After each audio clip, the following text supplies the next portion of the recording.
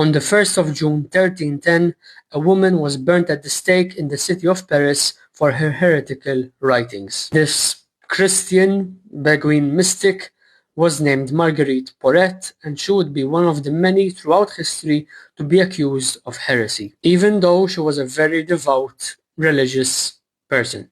If you recall, we started this TeaSoteric series with another heretic who was also burned at the stake, Giordano Bruno, in the year 1600. And as we went along, we looked at other thinkers whose heretical ideas earned them exile, punishment, torture, sometimes even death. But what exactly is heresy?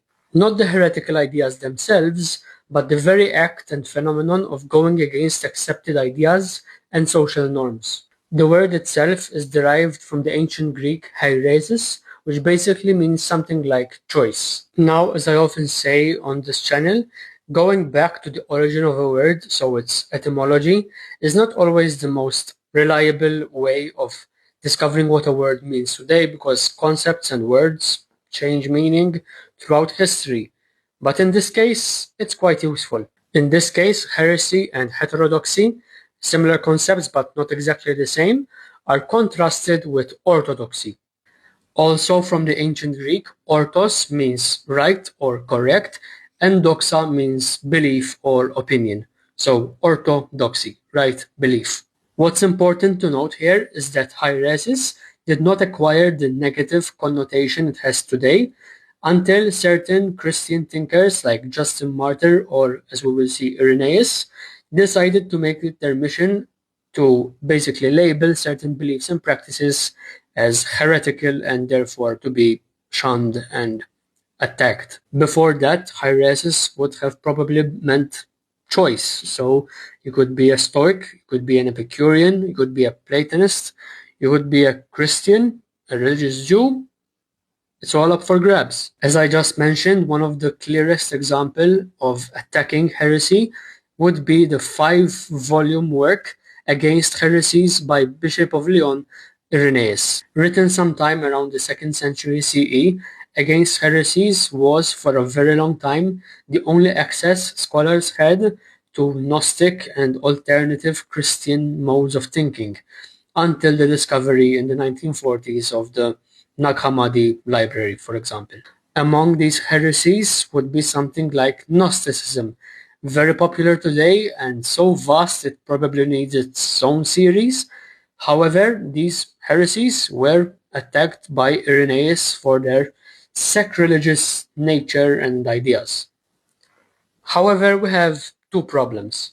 First, accessing and assessing the works of heretics through their critics will often lead us to unsavory accounts and descriptions of what these people believed and practiced. Even though in the case of like Gnosticism, Irenaeus might have been using some actual Gnostic texts and might have described them kind of accurately, we still need to be very, very careful.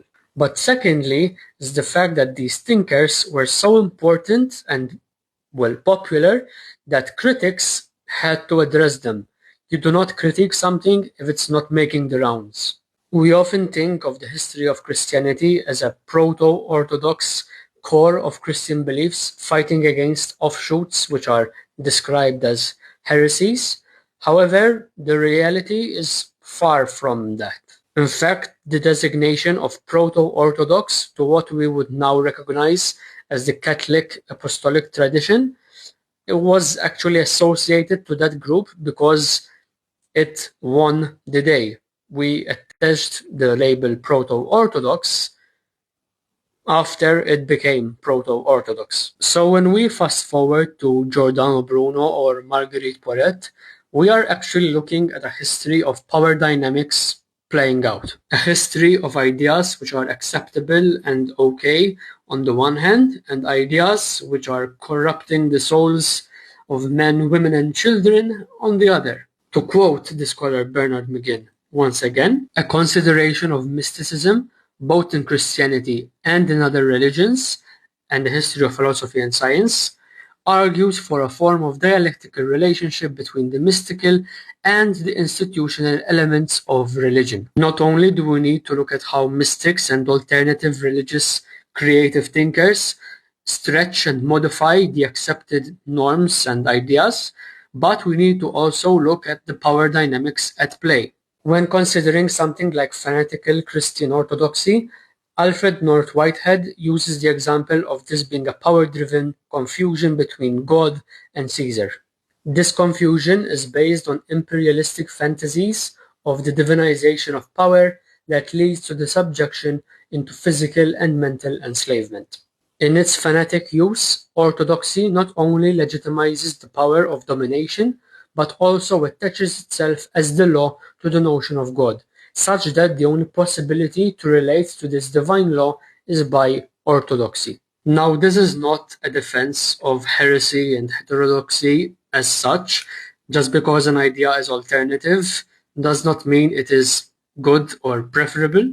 But this whole TeaSoteric project is an attempt to look at the history of heresy and alternative modes of thinking throughout religious and philosophical traditions. Because even if they were rejected, a lot of them had a massive impact on mainstream religious, theological, philosophical thought. And as an aside, arguing about what is acceptable and rejected is really an emic endeavor. By emic, I mean something that insiders do.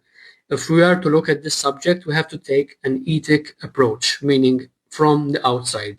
Now, yes, you can argue that even the fact that we are doing this is in itself an emic perspective that leads to an ethic approach, but that's an argument for some other time. However, we need to keep in mind the reality of colonialism and mental hegemony, whether that is physical, philosophical, or even spiritual. As we examine these historical bursts of theological and spiritual creativity that are still continuing to this very day. Make sure to follow Mythical Minnows, like and share if you'd like to join this journey into more heretical thinkers and how they influenced history in ways that we might not even know about. Next time, we'll be looking at one of history's most important heretics, one that even Einstein quoted.